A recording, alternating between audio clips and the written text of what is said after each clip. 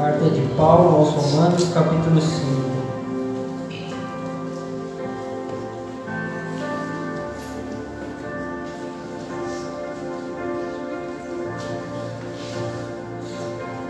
Vamos ler o versículo 1.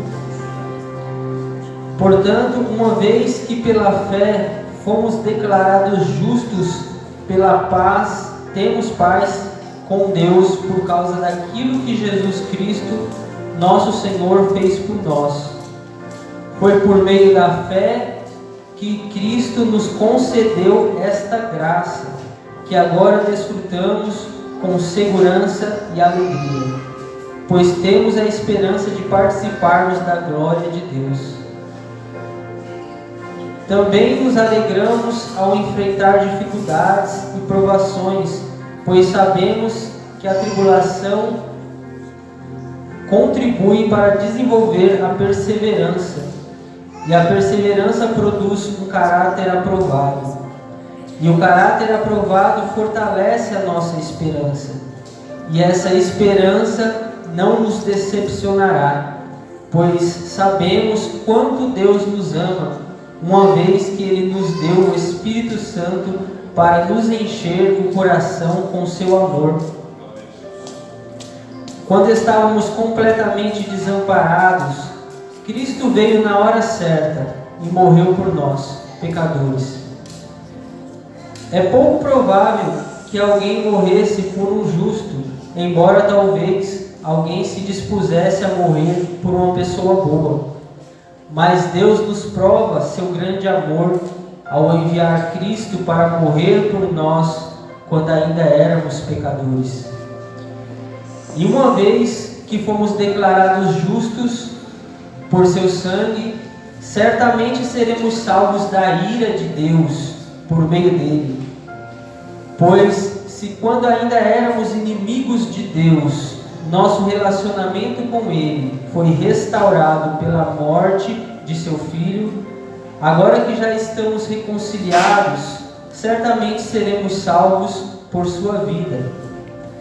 Agora, portanto, podemos nos alegrar em Deus, com quem fomos reconciliados por meio do nosso Senhor Jesus Cristo. Quando Adão pecou, o pecado entrou no mundo, e com ele a morte, que se estendeu a todos, porque todos pecaram. É fato que as pessoas pecaram antes que a lei fosse concedida, mas porque ela não existia, seus pecados não foram levados em conta. Mesmo assim,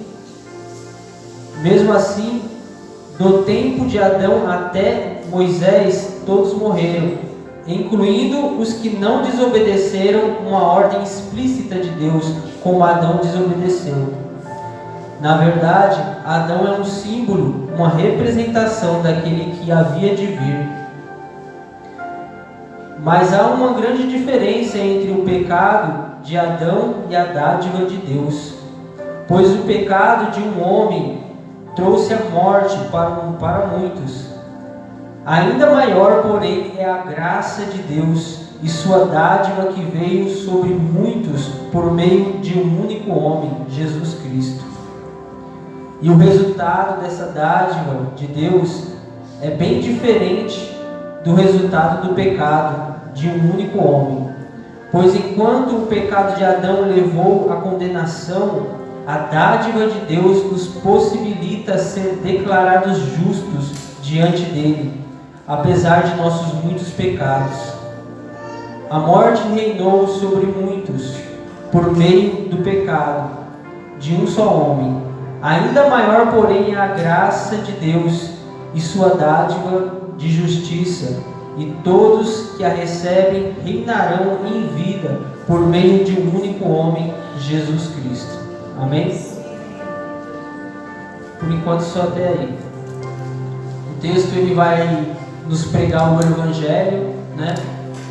Ele vai nos ensinar como a gente recebeu uma dádiva, um presente, a qual é o que nos faz caminhar, respirar, viver a vida cristã todos os dias, que é a graça de Deus, né?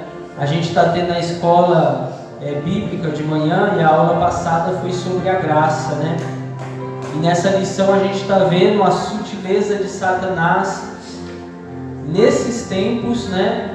Como que ele trabalha para poder banalizar as coisas de Deus, né?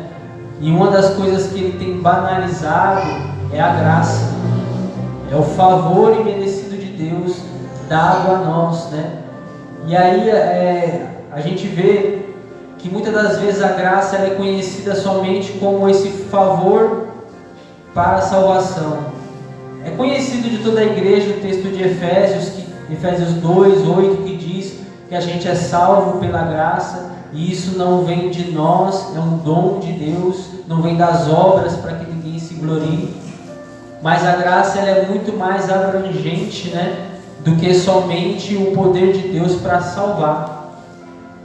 A gente vai ver em todo o contexto bíblico, né, Paulo explicando sobre a graça. Ele vê essa importância, essa necessidade de falar para a igreja acerca da graça e de falar de uma forma exaustiva, de uma forma abrangente do que é a graça.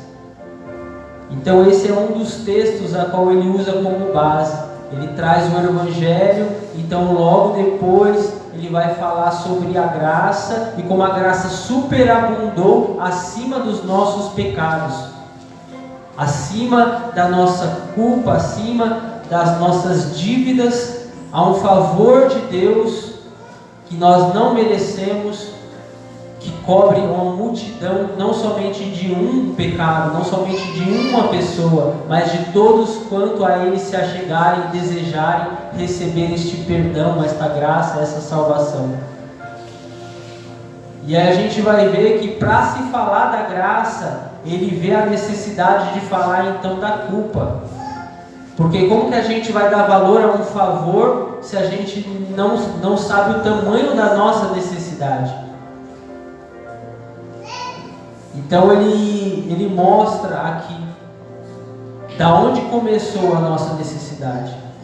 Lá do jardim, lá através de Adão, o pecado entrou no mundo e junto com o pecado trouxe consigo a morte.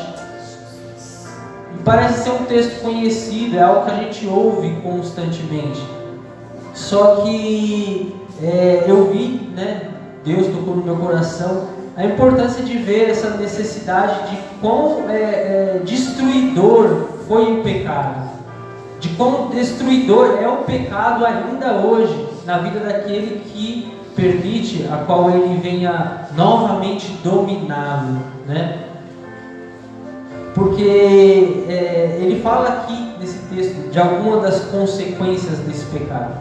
Ele fala da questão da morte que entrou. E aí ele não fala somente de uma morte física, que é provável, todos morrem, né? Não precisa nem se falar. Mas também ele fala de uma morte espiritual, que já é mais difícil de se perceber. E qual o diabo às vezes se aproveita, né? Para trabalhar em um engano, para tentar fazer com que muitos daqueles que ainda estão mortos espiritualmente achem que estão vivos.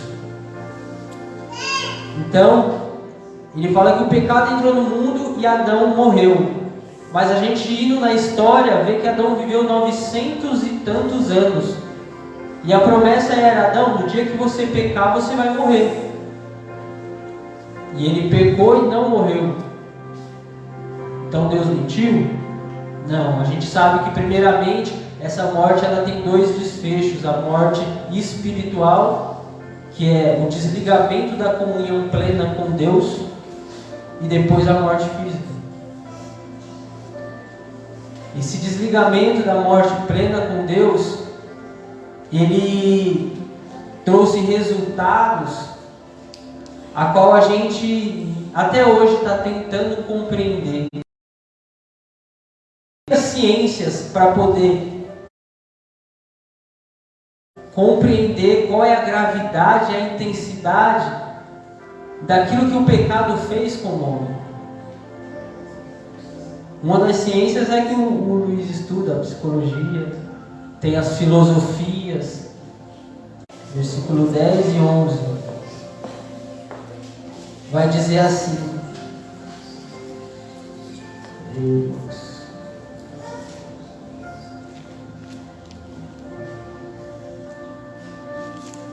só um momentinho. 17:10.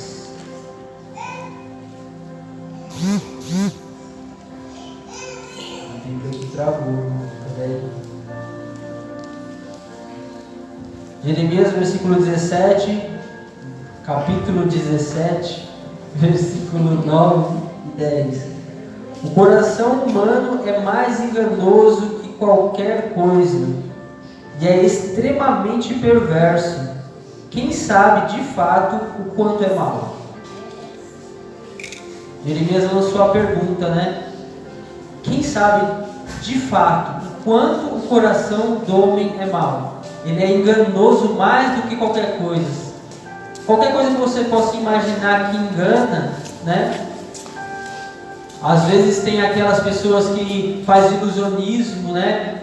Que ilude a nossa ótica. Mas ele fala aqui que mais do que qualquer coisa que possa nos enganar, que possa tentar nos enganar, o seu próprio coração é enganoso. Você não pode confiar no seu próprio coração. E ele fala que ele é extremamente perverso. E aí ele pergunta: quem sabe de fato quanto ele é mau? Só que ele mesmo também responde aqui: eu, o Senhor, que examino o coração e provo os pensamentos. É o próprio Deus, o único que conhece de fato o quanto o pecado trouxe consequências destruidoras para nós. Só que a Bíblia ela nos dá vestígio, ela nos dá algumas passagens que nos mostram o quanto essa perversidade ela entrou e modificou e transformou a natureza humana, né? A gente vê em vários textos, né, que demonstram isso. Seria bom se a gente pudesse ler todos eles, né? Mas a gente não tem tempo para isso, né? Então, a gente vê que foi necessário para Paulo falar o tamanho da graça, o tamanho do favor que nos foi dado, ele exaltar um pouco mais o tamanho da necessidade a qual temos desse favor. E a gente vê que hoje em dia é necessário, diante da batalha, da vida espiritual, da guerra espiritual que vivemos diária, a gente buscar conhecer os nossos inimigos. E a gente fala muito sobre a guerra contra Satanás, contra o inimigo espiritual que nos influencia, que nos tenta, que tenta colocar percalços, que tenta colocar dificuldades, os demônios, guerra espiritual, batalha espiritual. Mas há um inimigo a qual a gente não se atenta tanto a conhecer, que é nós mesmos, o autoconhecimento, né? O autoconhecimento. E o diabo ele tem se aproveitado dessa dificuldade da gente se autoconhecer para poder criar alguns tipos de ensinadores, né? Que vão te ensinar como se conhecer. Porque a gente não atenta no que a própria Bíblia ensina a nosso respeito. O maior autoconhecimento é através do conhecimento que vem do alto, através do próprio Deus, do que Ele fala ao nosso respeito. A gente vê uma geração que está perdida sem identidade, sem propósito, em busca de identidade, de propósito, que deseja de todas as formas somente desfrutar dos prazeres e da felicidade desse mundo. Por quê? Porque ela anda sem rumo. Ela acha que o que realmente é bom, que verdadeiramente vale a pena, é dar prazer para si. trazer alegria e felicidade para o seu coração. E tudo aquilo que dá prazer e felicidade substitui a identidade e o propósito. Então, a gente vê que há coaches, agora há a teologia do coach, que vai te ensinar. Muitas das vezes ele pega princípios bíblicos e pelo fato de você não buscar se autoconhecer através das escrituras, ele vem com um material pronto para te dar mastigado e tentar de alguma forma falar para você que você vai conseguir ser mais produtivo, mais próspero na sua vida cristã, que vai conseguir desenvolver na sua vida cristã, que vai conseguir alavancar a sua vida cristã através daquelas técnicas.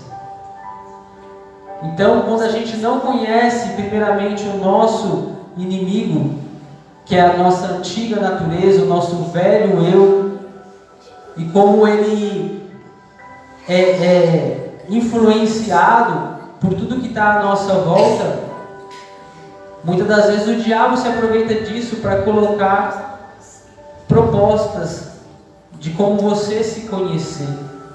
A gente vê muito hoje em dia, está cheio de coaches aí, está cheio de teologias coaches, para poder propor para você algo que venha alavancar a sua vida cristã, porque o cristão ele não está vivendo a plenitude da sua vida, ele não está prosperando como devia, ele não está frutificando como deveria.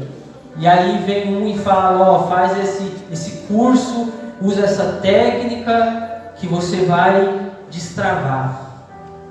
E aí você vai viver verdadeiramente a vida cristã. Então, o verdadeiro conhecimento que conseguimos ter acerca de nós não vem por teologia coach, não vem por vãs filosofias desse mundo que traz engano, não vem por ciência alguma. É só o conhecimento do alto que nos é dado pelo próprio Deus, porque só Ele é quem conhece e examina, sabe a gravidade da maldade que há no coração. É só Ele que pode trazer a solução e o remédio. É só Ele que pode trazer um entendimento correto acerca de quem nós somos e o que precisamos usar, o que precisamos ter em nós para poder realmente frutificar, prosperar como devemos. Não há homem nenhum que possa conhecer e que possa te dar dica ou que possa te dar conselho que vai fazer você viver a vida cristã de forma mais plena. Isso nos faz fugir do que? Da dependência do Espírito, porque Cristo fala que nós receberíamos o Espírito Santo, que esse Espírito Santo nos ensinaria toda a verdade e nos guiaria. Quer dizer, deveríamos estar buscando direção, ser conduzidos à verdade, através do que? De contato, intimidade com o Espírito Santo. Deveríamos estar buscando o autoconhecimento, através do que? De um contato com o Espírito Santo. Davi fazia isso. Senhor, sonda-me e me conhece, vê se há em mim caminho mau e me conduz por caminhos eternos, porque eu entendo que meu coração é enganoso mais do que todas as coisas, e que por mais que pareça que eu esteja andando corretamente, possa haver algum caminho mau, alguma tortuosidade, algum engano da minha mente, do meu coração, que possa estar me conduzindo por um caminho mau. Mas o Senhor é aquele que sonda, que esquadrinha, que conhece, que vai me guiar pelo caminho certo. Provérbios fala, há caminho que aos olhos do homem parece ser perfeito, mas o fim são caminhos de morte. Tudo isso fala do engano do coração do homem, do engano da mente do homem e da incapacidade que o homem tem de que por si mesmo ou pela ajuda de qualquer outro ser humano se guiar nessa caminhada de fé, ou ter esse autoconhecimento necessário para tratar a maldade, o pecado, a doença do seu coração. É esse contato que vem por uma vida espiritual, uma vida de oração, uma vida de entendimento da palavra, de conhecimento da Bíblia. Em Romanos, Romanos 12, Paulo diz, Romanos 12, 2: não vos conformeis com este mundo, mas transformai-vos pela renovação da vossa mente, para que experimenteis a boa, perfeita e agradável vontade do Senhor. Quando o Senhor criou lá o Éden, criou todas as coisas no início, Ele olhou para tudo que fez e falou: é bom, é agradável, é perfeito. E a única forma de novamente desfrutarmos do que é bom, a qual Deus criou para nós, do que é agradável, a qual Deus criou para nós, e da perfeição que vem de Deus, é através dessa mudança, essa transformação de mente, essa renovação de mente, que vem através da palavra de Deus. E não somente a palavra sozinha, mas a palavra e a ação do Espírito revelando aquilo que você não pode compreender pela sua mente humana. Em 1 Coríntios 2, depois do 9, vai falar que as coisas que os ouvidos não ouviram, que os olhos não viram, que não chegou ao coração do homem, são aquelas que Deus preparou para nós. E a gente sempre lê esse versículo e pensa em coisas futuras. Mas se você ler a sequência do versículo, ele fala: e ele nos revelou através do seu Espírito. Ele fala que foi algo presente que aconteceu. E aí ele vai falar que as coisas espirituais se discernem espiritualmente. Quem tem o Espírito de Deus, ele consegue discernir as coisas espirituais. Mas aquele que não tem o Espírito de Deus, esse não discerne as coisas espirituais. Aí ele vai falar que aquele que discerne as coisas espirituais por meio do Espírito, esse tem a mente de Cristo. Então, o que o pecado fez conosco, né? Eu anotei aqui só algumas coisas. Fala acerca da morte física, a morte espiritual. E aqui tem um versículo interessante que vai falar que ele nos escravizou aos nossos desejos carnais e também nos tornou pessoas com uma mentalidade reprovada diante do caráter moral de Deus, uma mente perversa, inutilizada. Eu quero ler esse versículo com os irmãos, que se encontra em Efésios não, irmão, desculpa, Romanos 6:12. Irmã Carla. Romanos 6:12.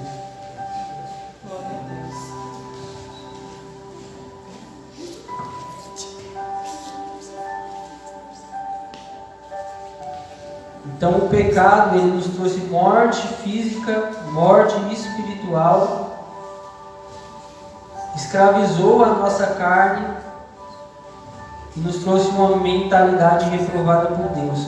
Romanos 6, versículo 12. Alguém abriu aí? Alguém achou? Achou, né? Esconde não, irmão, desvia. Lê aí para nós. Romanos 6, 12.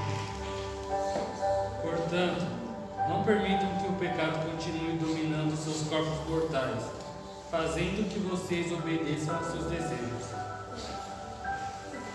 Então, irmãos, ele fala que o nosso corpo mortal, a nossa natureza comum, ela escraviza a nossa alma por meio dos desejos corrompidos, dos desejos pecaminosos. Então, uma das coisas que trouxe foi morte física, morte espiritual e escravidão do ser humano aos seus próprios desejos, aos seus próprios prazeres. E também trouxe consigo uma mentalidade reprovada, que se encontra em Efésios 4, 17 e 18.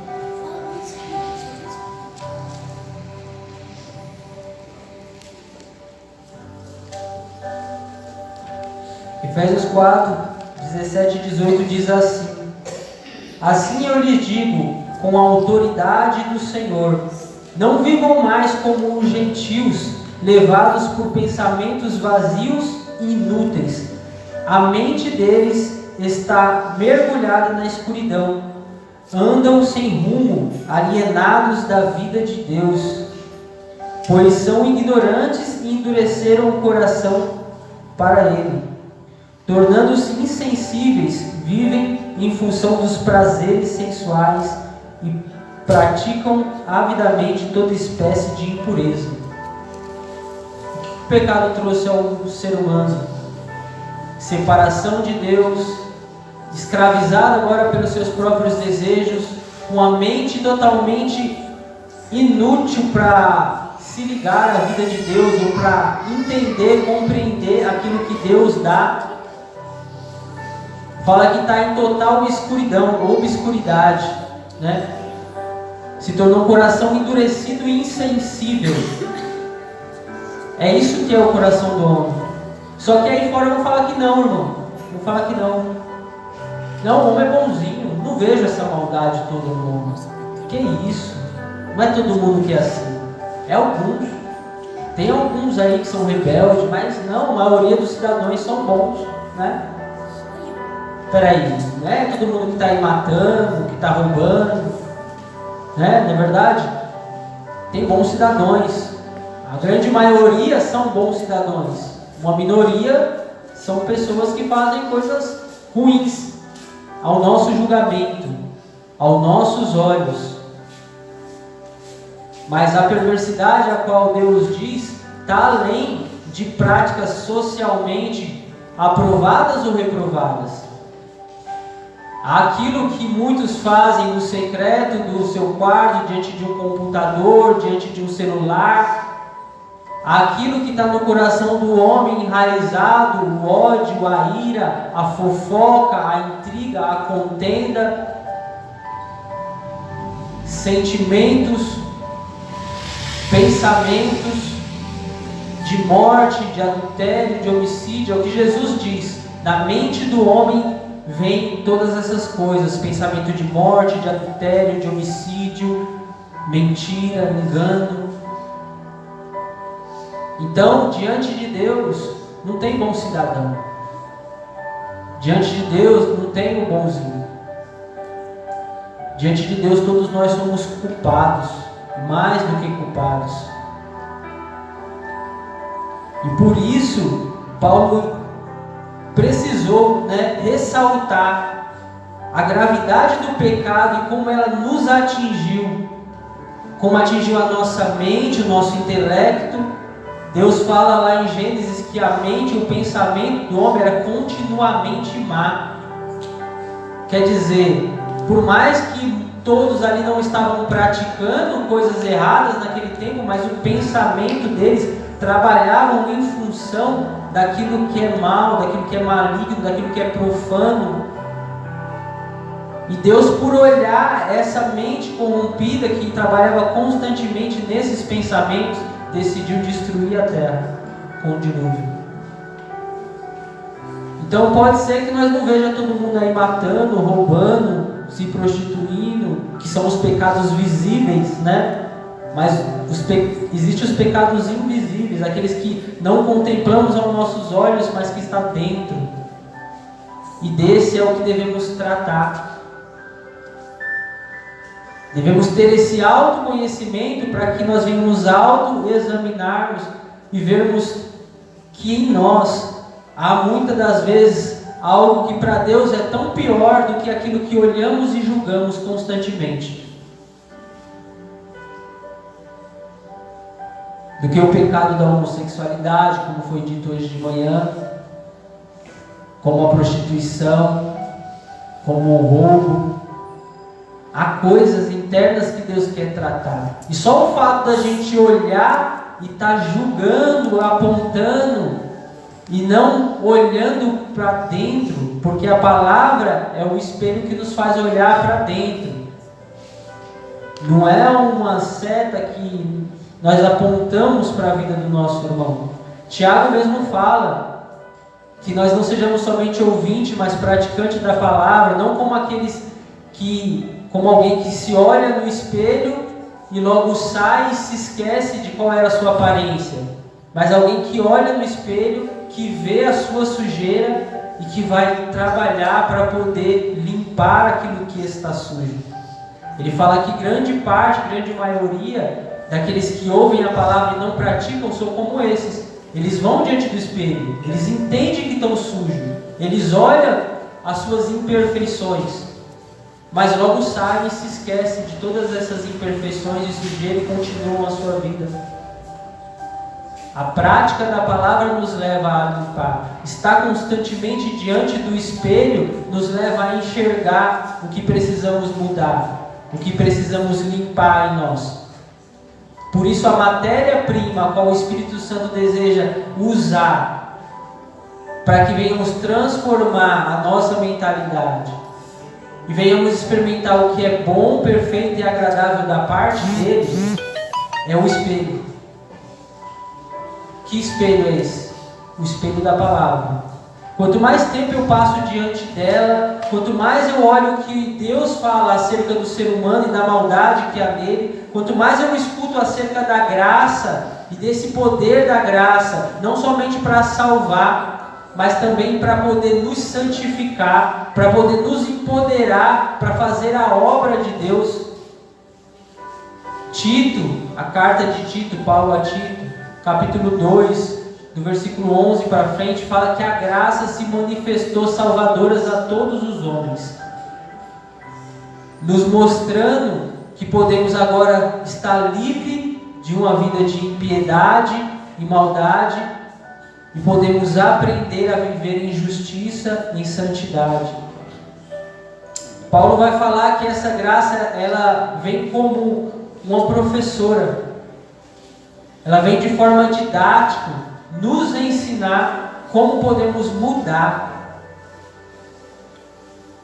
Então, a graça que Deus nos deu, irmãos, ela nos capacita a vencer o pecado. Porque o que eu tenho visto hoje? Muita justificativa.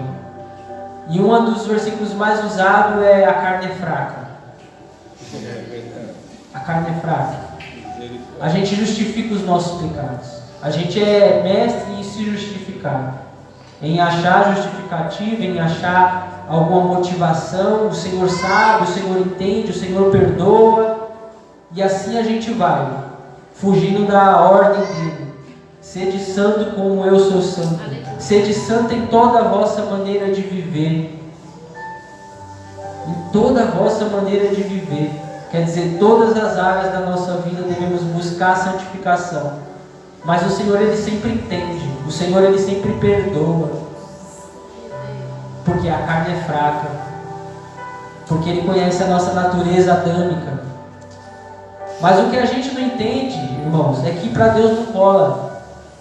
Porque além dele conhecer a sua carne, a maldade que há no seu coração, Ele conhece a nova natureza que Ele te deu. Ele conhece o poder que a graça te dá para você vencer o pecado. Ele fala: assim como carregamos a imagem de Adão e por ele morremos, assim também carregaremos a imagem de Cristo e por ele recebemos vida. Porque morremos com Cristo e fomos sepultados com Ele, agora também fomos vivificados com Ele. E como Ele vive, podemos viver em novidade de vida. Aleluia! Glória a Deus! Então, por meio da palavra, Ele vai falar: ó, eu te dei graça, você tem uma nova natureza. Romanos 8. Ele vai falar aquilo que a lei foi incapaz de fazer, porque a nossa carne era fraca em obedecer à lei de Deus. Ele enviou seu Filho em forma humana, em carne, para poder o quê? Sofrer os nossos pecados, pagar o preço para o quê? Para que agora possamos obedecer às justas exigências da lei. Para que sirvamos a Ele não por meio da lei e da letra, mas pela lei do Espírito de vida que agora habita em nós, em novidade de vida. Não é mais pela letra, não é mais pela força do seu braço, não é mais como os judeus, lei sobre lei, preceito sobre preceito, onde os judeus se esforçavam para obedecer. Sabe o que ele fala? Se a sua justiça não exceder a dos fariseus e dos escribas, de maneira nenhuma entrarão no reino de Deus. Quer dizer, vocês achavam os caras bons? Os caras eram observador da lei, era mestre. Ele fala dos escribas e dos fariseus.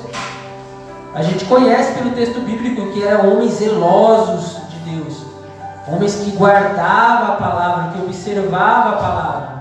E aí Jesus vem falar para os seus discípulos, se a sua justiça não exceder, não for maior, não for melhor do que a justiça desses caras aí, vocês não vão entrar no céu não. E aí como que ele faz uma exigência dessa? Né? Ele fala, peraí, é uma cobrança muito alta, parece, né?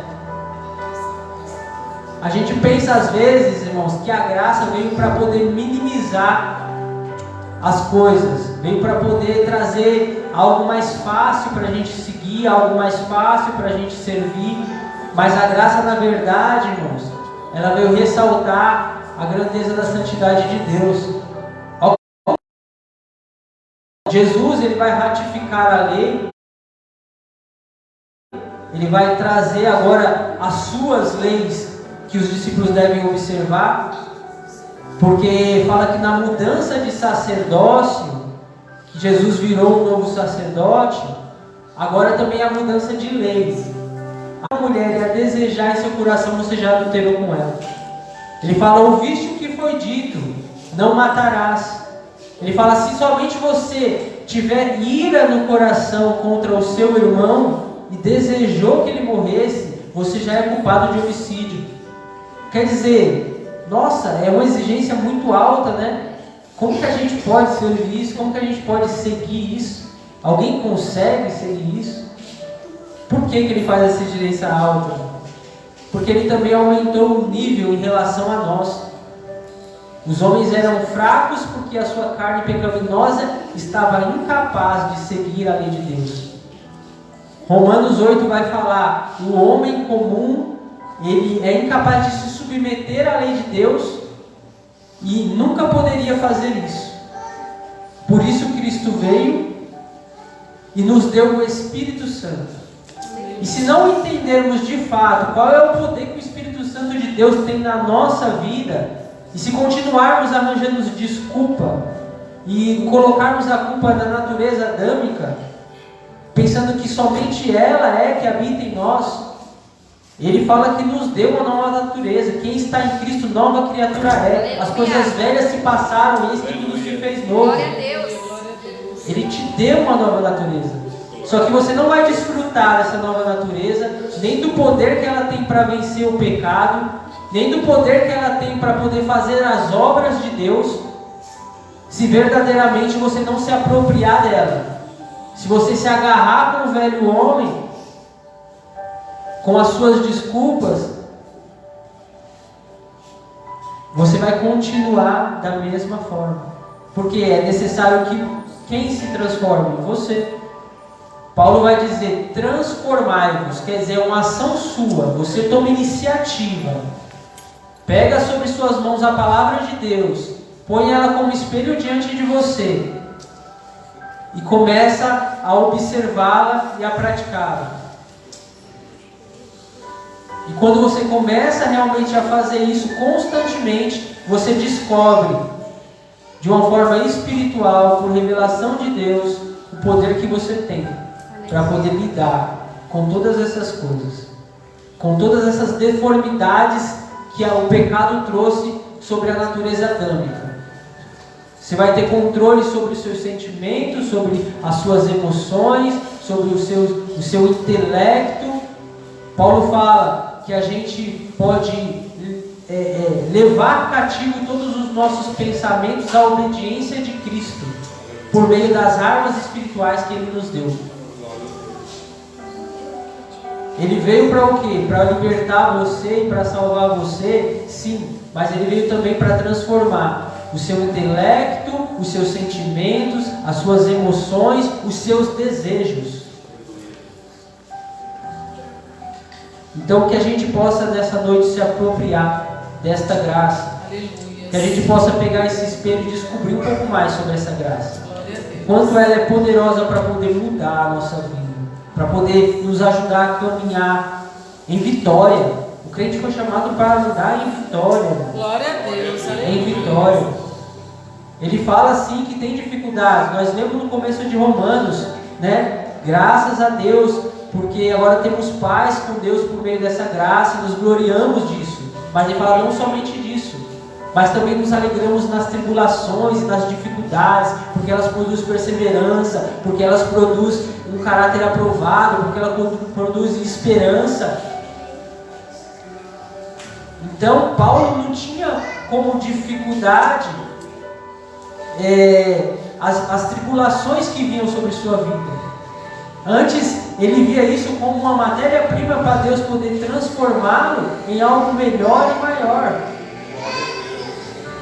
Quando ele ora a Deus por uma dificuldade a qual a gente vê que talvez ele achou muito difícil, ele fala de um espinho na carne. Ninguém sabe o que é esse espinho na carne, porque a carta não revela, mas é algo que afligia ele. Ele fala que isso era como um mensageiro de Satanás que esbofeteava ele diariamente. E ele orou 3 vezes, não somente uma. Senhor, livra-me desse espinho da carne. Senhor, livra-me desse espinho da carne. Senhor, me livra desse espinho da carne. E o que Deus falou para ele? A minha graça te basta, porque o meu poder se aperfeiçoa na fraqueza. Aí ele fala o quê? Então eu vou me gloriar nas minhas fraquezas, nas minhas lutas, nas minhas tribulações, nas minhas dificuldades. Porque enquanto eu sou fraco, eu descubro que o quê? A graça de Deus vem e me fortalece. A graça de Deus vem e se manifesta. Então aí eu sou forte. Glória a Deus. Você entende? Quando a gente entende essa graça, a gente não vive mais com desculpas, não vive mais brecando diante de toda e qualquer dificuldade ou pedra no caminho. Essa graça nos empodera. Aleluia. Nos empodera para fazer muito mais além do que a gente pensa. Aleluia. Mas é necessário que a gente fique diante do espelho, para a mentalidade ser transformada e a gente passar novamente a provar do bom, do agradável e do perfeito que Deus fez lá no início para Adão e Eva, e que agora a gente pode desfrutar, porque temos a nova natureza através de Cristo. Amém? Eu acho que é isso, irmãos. Acho que é isso. Vamos colocar de pé nesse momento. Glória a Deus. Está orando Glória a Deus. que o Senhor possa derramar abundante graça sobre as nossas vidas nessa noite.